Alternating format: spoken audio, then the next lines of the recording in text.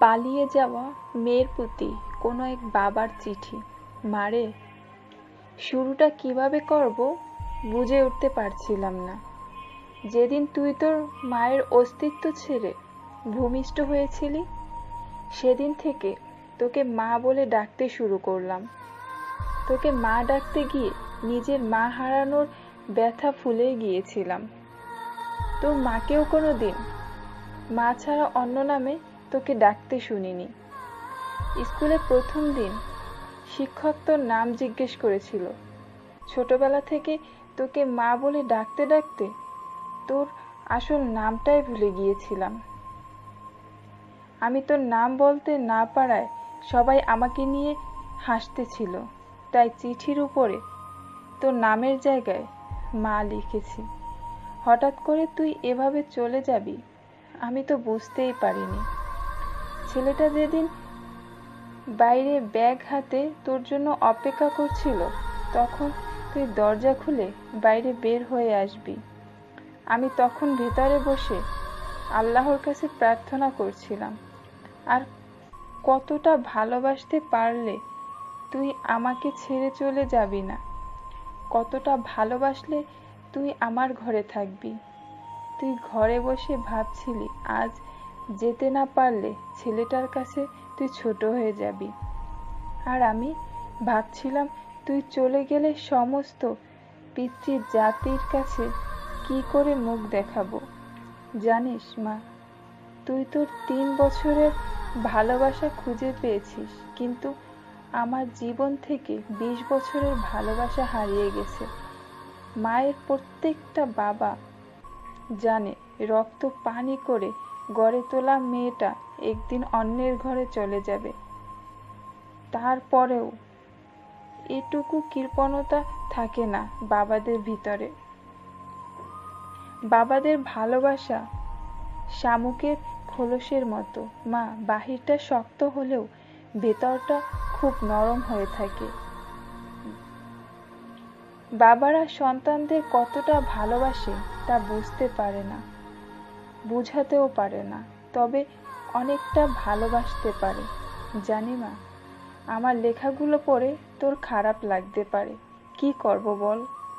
তোর তো যৌবনে পা রাখার পর চোখ নাক সব কিছুর প্রতি বিবেচনা করে প্রেম করিস। তুই তো অন্য কাউকে ভালোবেসে তোর বাবার ভালোবাসাটাই ভুলে গেলি। কিন্তু যেদিন জানতে পারলাম তুই তোর মায়ের গর্ভে অবস্থান করছিস, সেদিন বুঝতে পারিনি তুই কালো নাকি ফর্সা হবি, ল্যাংড়া নাকি বোবা হবি। কোনো কিছুর অপেক্ষা না করেই তোর প্রেমে পড়েছিলাম, তাই এত কিছু লিখলাম। আমি জানি মা, তোদের সব সন্তানদের একটা প্রশ্ন, বাবারা কেন তাদের ভালো লাগাটাকে সহজে মানতে চায় না। উত্তরটা তোর ঘরে তোলা থাকলো। তুই যেদিন মা হবি সেদিন নিজে নিজে উত্তরটা পেয়ে যাবি। তোরা যখন একটা ছেলের হাত ধরে পালিয়ে যাস, তখন ওই ছেলে ছাড়া জীবনে কারো প্রয়োজন বোধ করিস না, কিন্তু একটা বাবা বুঝে তার জীবনে নিজের মেয়েটার কতটা প্রয়োজন। যেদিন তোর দাদুর কাছ থেকে তোর মাকে গ্রহণ করেছিলাম, সেদিন প্রতিজ্ঞা করেছিলাম যে যদি মেয়ে হয় তাহলে নিজের মেয়েটাকে তার স্বামীর হাতে তুলে দিয়ে তাকে সারা জীবনের জন্য পর করে না, আরো আপন করে নিব। মেয়েকে বিদায় করে না, মেয়েকে আরো আপন করে কাছে টেনে নেব। তাই তোর প্রতি অভিমানটা আজ বড্ড বেশি। মারে, বাবার উপর রাগ করিস না। তোরা যদি অল্প দিনের ভালোবাসার জন্য ঘর ছেড়ে পালাতে পারিস, তবে আমরা 20 বছরের ভালোবাসার জন্য বেপরোয়া হব না কেন? বাবারা মেয়ের সন্তানের জন্মের পর চিন্তা করতে থাকে নিজের মেয়েটাকে একটা সুপাত্রের হাতে তুলে দিতে পারবে তো, তাকে সারা জীবনের জন্য একটা নির্দিষ্ট ভালো জায়গায় পৌঁছাতে পারবে তো, সে কোনো ফাঁদে পা দিবে না তো। তাই মেয়েদের প্রতি প্রত্যেকটা বাবার এতটাই নজরদারি। যদি মন কাঁদে চলে আসিস, বুক পেতে দেব। হয়তো তোর মায়ের মতো তোকে পেটে ধরিনি, তবে পিঠে ধরার যন্ত্রণা সহ করতে পারছি না। কতটা ভালোবেসেছি তোকে তুই হয়তো জানিস না। জানলে হয়তো এই বাবাকে ছেড়ে যেতি না। বাবাকে ছেড়ে যাওয়ার আগে একটা বার ভাবতি কি ভুল করতে যাচ্ছিস, কাকে ঠকাচ্ছিস, কাকে ছেড়ে যাচ্ছিস।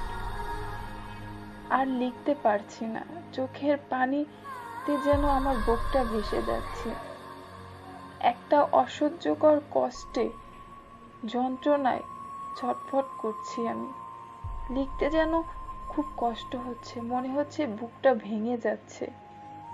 ভালো থাকিস মা, যেখানে থাকিস, যে অবস্থায় থাকিস, ভালো থাকিস। ইতি তোর জন্মদাতা পিতা। এই ভিডিওটি দেখার পরে হয়তো অনেকেরই নিজের মনের ভিতরে ভুল সিদ্ধান্তটা চেঞ্জ হবে। অনেকেই তার বাবাকে ঠকানোর আগে একটা বার ভাববে। 2 বছর, 3 বছর, 5 বছর, 10 বছরেরই হোক ভালোবাসা, সেই ভালোবাসার মানুষের হাত ধরে পালিয়ে যাওয়ার আগে একটা বার নিজের বাবার কথা ভাববে। একটা বার ভাববে সেই জন্মদাতা বাবার কথা, যে নিজে না খেয়ে তার সন্তানকে খাইয়েছে, যে নিজে পুরনো কাপড় পরে সন্তানকে একটা নূতন কাপড় কিনে দিয়েছে। দিনের পর দিন একটা সন্তানকে কতটা ভালোবাসা দিয়ে বুকের মাঝে আগলে রেখেছে, কতটা ভালোবাসা দিয়ে নিজেকে সন্তানকে বুকের ভিতরে যত্ন করে রেখেছে। বাবা মানে হলো মাথার উপরে একটা বটগাছ, মাথার উপরে বিশাল বড় একটা ছায়া। যে ছায়াটা যার মাথার উপরে নেই, সেই বুঝতে পারে কতটা কষ্ট, কতটা যন্ত্রণা ভোগ করতে হয়। আমার ভিডিওটি যদি আপনাদের কারো ভালো লেগে থাকে, কারো যদি উপকারে এসে থাকে, অবশ্যই শেয়ার করে সবাইকে দেখার সুযোগ করে দিবেন। আশা করি এই ভিডিওটি দেখার পরে কিছু কিছু মানুষের মানসিকতা হয়তো একটু হলেও চেঞ্জ হবে, একটু হলেও ভুল কিছু করার আগে একটা বার হলেও ভাববে। আমার ভিডিওটি যদি আপনাদের ভালো লাগে তাহলে লাইক দিন এবং কমেন্টে আপনাদের মতামত জানান। আর প্রতিদিন নতুন নতুন ভিডিও পেতে চাইলে অবশ্যই সাবস্ক্রাইব করে সাথে থাকুন। ধন্যবাদ সবাই। আল্লাহ হাফেজ।